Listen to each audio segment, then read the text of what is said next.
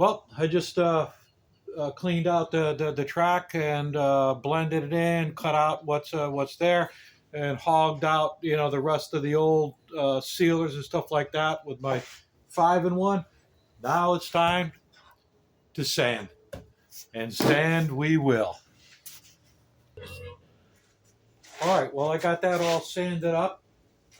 Edges are all softened. All the scale is knocked off. I got most of cut out, hogged out what I wanted to take out, and it's all dust free. So now I'm going to hit it with my Ospo. Only on the again, only on the where the rust is, and try to avoid the primer and paint. It only works on rust, and if you get it on the paint when you go to sand it, it gums up the paper and it just like makes a mess.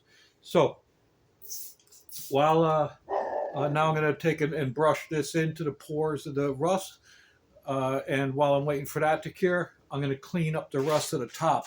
I've done the jams that you can't see here, and I'm going to be working the pillars. Then once that's cured, I'm going to hit it with the red oxide. My other parts will be cleaned and ready for fit up. Those get red oxide, and then I start my welding. All right, let's see what happens. All righty, now I've got my red oxide down. I sanded it some more. After I put the Ospo down and let it cure, I usually hit it with a Scotch Brite or buzz sand it with 220 just to get it to lay down nice and tight. It's still curing. It's still sinking into the steel. That takes a few hours to happen. But to move it right along, I do that and then put the red oxide primer on top of it and let that sit on top, and they both like gas off together. They fuse together and gas off together. I don't put the stuff on like a heavy coat. It just takes a dusting, just enough to cover that rust, and you're on your way.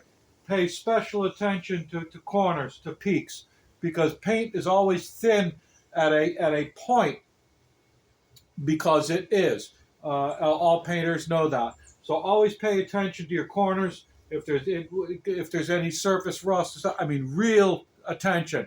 I mean, really dress it in. Give it the maximum time to cure. That kind of stuff, because that's where that's where it likes to come back the most. Is right on corners, door ends, things like that. The sharp corners. All right, I'm going to move along on this now and start set up for welding in, fitting in and welding in my pieces.